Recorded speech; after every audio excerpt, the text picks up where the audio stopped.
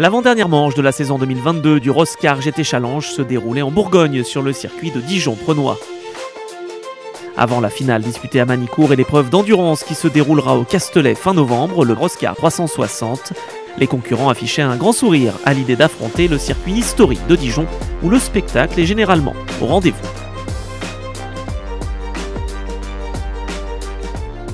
Ben voilà, on est content d'être de retour parmi vous après 2 courses qu'on n'a pas pu faire parce que la voiture n'était pas prête. Si ça se passe bien, on peut bien batailler pour la victoire. Content d'être en tête du championnat. Bon, déjà de la catégorie c'est très bien, mais bon, je suis en tête du championnat, mais bon, il y a Karl qui est juste derrière moi à 2 points près, donc on va voir ce que ça donnera à la fin de ce meeting et puis à Manicourt.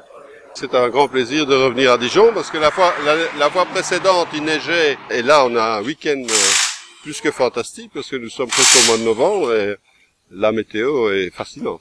Au niveau du Roscar, l'ambiance est super et puis surtout le côté fair play en piste qui permet de débuter en toute confiance et en toute sérénité. Dans le cadre du Roscar, on fait suffisamment de tours et on roule suffisamment que pour pouvoir s'habituer à la piste. J'adore ce circuit. Donc c'est sûr que je préfère rouler sur du sec, il n'y a pas photo, mais voilà, mais même s'il pleut, ça me dérange pas trop. C'est un peu un circuit mythique français, c'est un ancien circuit et le tracé dans toutes les courbes est absolument intéressant. Avec l'enjeu du titre en ligne de mire, le briefing dispensé par Philippe Naniche et Pascal Mangiapan revêt une importance capitale avant de se lancer dans la compétition. Une fois briefés, les concurrents sont prêts à disputer les 2 séances qualificatives de 10 minutes, une par pilote pour tenter de décrocher une bonne place sur la grille de départ. Actuellement 2e du général derrière Georges Canas, Karl Van de Vostin a décroché la pole position au scratch et en R1 au volant de sa Porsche numéro 35 qu'il partage avec Michel Vitius. Il devance Patrick Pelletier, auteur du meilleur temps en R2 et la Ferrari de Patrick Michelier. 5e position sur la grille pour Georges Canas, 2e R2, alors que la pole position en R4 est signée Romain Valère, au volant de sa Porsche Cayman GT4 numéro 56. Aux alentours de 11h30, les équipes sont sur le pied de guerre, prêtes à suivre le départ de la première course du week-end d'une durée d'1 heure. Les pilotes se concentrent alors que l'équipe du Roscar GT Challenge est à pied d'œuvre pour placer les voitures dans l'ordre de la grille. Le départ est imminent ici à Dijon.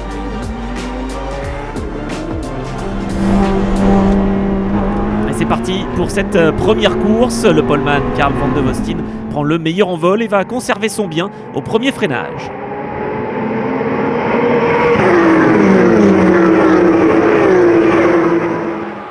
Très bon départ de Patrick Michelier au volant de la Ferrari numéro 5 qui tente tout de suite de prendre l'extérieur dans le S des Sablières sur Patrick Pelletier. Et ça va passer, il est désormais 2e.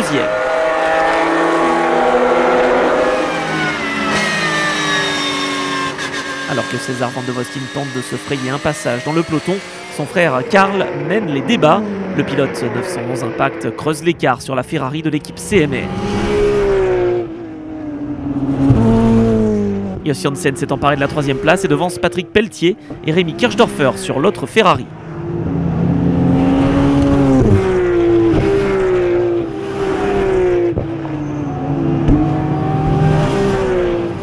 Le pilote de l'équipe Tinso est menacé par Georges Canas et César Van de Vostin.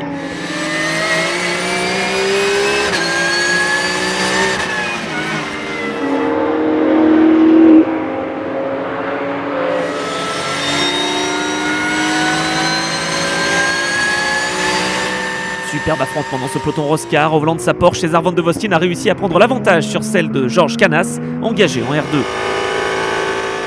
Leader en R4, Romain Valère voit déjà le leader de la course lui prendre un tour.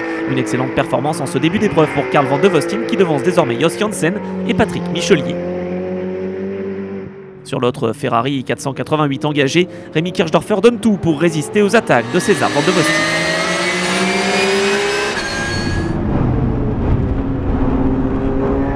Déchaîné, le pilote 911 Impact s'empare de la 5e place du général quelques minutes avant l'ouverture de la fenêtre d'arrêt au stand obligatoire.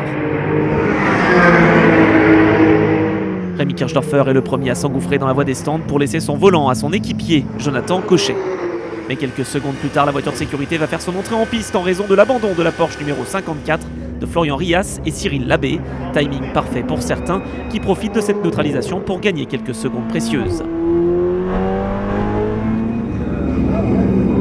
Les leaders rentrent à leur tour dans les stands. Attention à ne pas commettre d'erreur dans cette phase de course assez importante.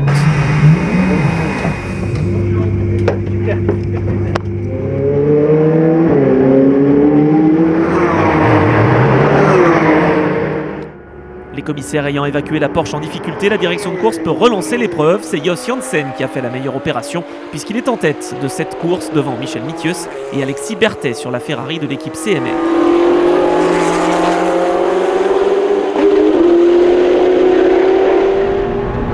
À bord de la Ferrari engagée par l'équipe Tinso, Jonathan Cochet commence sa remontée. Il se défait d'abord de Georges Canas puis d'Alexis Berthet pour rattraper le temps perdu sous safety car.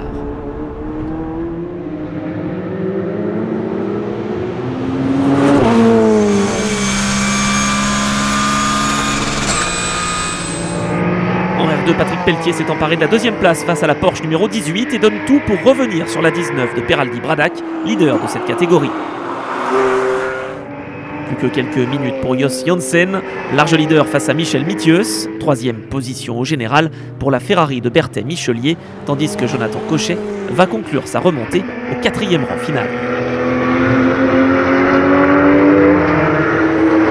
Si Janssen franchit la ligne en premier, le Belge va malheureusement écoper d'une pénalité de 30 secondes pour non-respect de la procédure sous safety car. La victoire revient donc au duo Van de Vostin-Mithius au terme de cette première course. Déception pour Georges Canas, seulement 4e en R2. Victoire en R4 pour la Porsche Cayman GT4 de Romain Valère et Marc-Édouard Crassertz. Profitons de cette pause entre les deux courses pour aller à la rencontre des coachs présents lors de toutes les épreuves Roscar. Eh bien, notre rôle sur les journées Roscar, c'est d'encadrer les pilotes, qu'ils soient des pilotes déjà confirmés ou des jeunes qui veulent se lancer dans le pilotage. C'est pas parce qu'on a des années de pilotage qu'on ne fait pas d'erreurs et parfois on a besoin d'un regard extérieur pour améliorer certaines parties du pilotage et nous, on est là pour les conseiller et de façon à ce qu'ils améliorent leur technique et donc améliorent aussi leur chrono, c'est l'objectif. Donc en fait c'est essentiel à un moment de les aider pour accélérer l'apprentissage sur par exemple quand il pleut à Magny-Cours, c'est pas facile pour un jeune pilote de se mettre en route. Donc on les aide à ce moment-là, on les conseille sur les trajectoires, sur les réglages, etc. Donc ça permet en fait de gagner du temps surtout pour eux. C'est un apprentissage qui est accéléré de cette façon-là. Effectivement, on va se mettre dans la position du passager, harnaché avec l'équipement complet, hands, casque et gants. Et à l'issue de quelques tours, ou si parfois on a la communication d'un casque à l'autre par l'intermédiaire de radio, on va leur prodiguer les conseils, on va évidemment leur expliquer ce qui va pas, en leur donnant également évidemment la solution pour améliorer. Mais en revanche, on reste toujours positif parce qu'en fait, pour un jeune qui commence, en fait, il y a toujours des choses qui vont bien, donc il faut toujours les mettre en avant. Juste travailler sur les points où il y a un léger déficit. En général, les gamins qui commencent, ils ont toujours fait un peu de karting, des choses comme ça. On est là aussi pour aider en fait les propriétaires de voitures de GT à améliorer aussi leur pilotage sur tous les circuits qu'on visite au cours de l'année. Vous l'avez compris, si vous souhaitez participer au Roscar, que ce soit en course ou lors des roulages, rien n'est laissé au hasard par les équipes de Philippe Naniche et Christian Rossi. Dans le paddock, les techniciens Pirelli et les mécaniciens sont à pied d'œuvre pour préparer les véhicules en vue de la deuxième course du week-end qui voit la Ferrari de Jonathan Cochet et Rémi Kirchdorfer s'élancer depuis la pole position.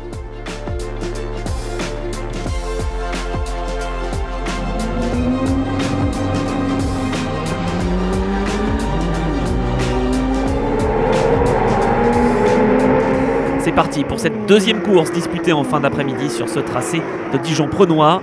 Jonathan Cochet ne s'est pas laissé surprendre, il devance les Porsche de Jos Janssen et Michel Mithius dans ce premier tour. Oh et attention derrière avec le tête à queue pour la Porsche numéro 18, beau réflexe de la part de Marc-Édouard Crassertz qui a évité le contact. On retrouve Michel Mithius dans ce premier tour. Superbe attaque et le dépassement est effectué avant le double gauche de la bretelle. Il est deuxième devant Jos Janssen.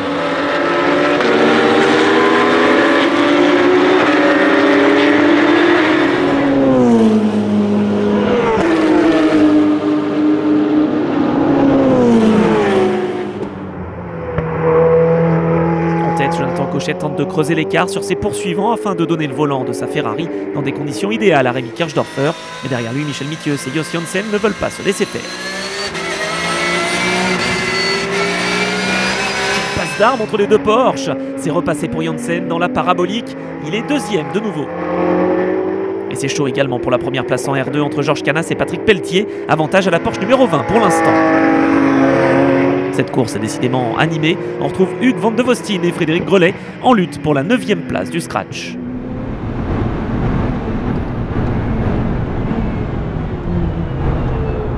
Oh, et malheureusement, ça s'est mal terminé entre les deux pilotes. Abandon pour les Porsche numéro 11 et 36 dans cette course, au moment même où la fenêtre d'arrêt au stand s'ouvre. Programmé entre la 25e et la 35e minute, le changement de pilote peut donc être effectué pour tous les concurrents qui restent encore en course.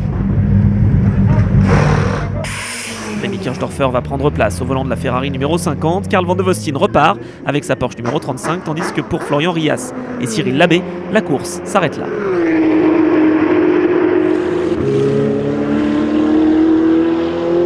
La hiérarchie est totalement modifiée après les arrêts au stand puisque Patrick Michelier est désormais en tête devant les Porsche de Jos Janssen et Carl Van de Vostien.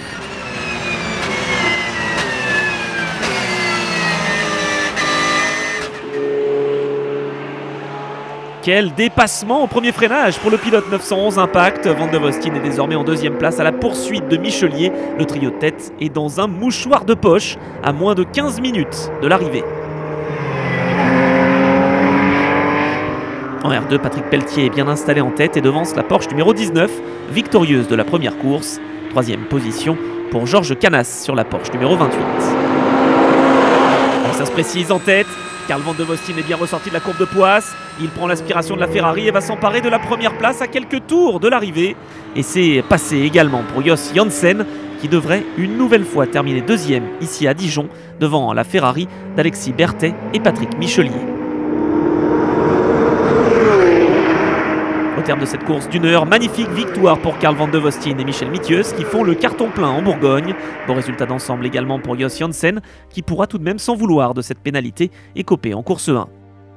Au cumul des deux courses, victoire logique pour Carl Van de Vostien et Michel Mithieu qui font une excellente opération au classement général. Excellent quatrième du scratch, Patrick Pelletier s'impose en R2 tandis que Romain Valère et Marc-Édouard Krassertz l'emportent en R4 au volant de leur Porsche Cayman GT4.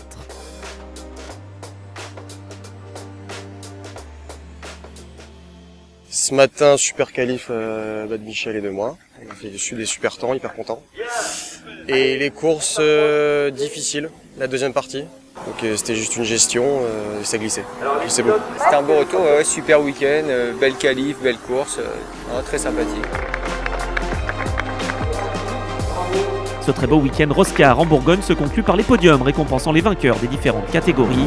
Les pilotes auront offert beaucoup de spectacles en piste et se préparent déjà pour la finale du championnat Roscar GT Challenge qui aura lieu à Manicourt mi-novembre.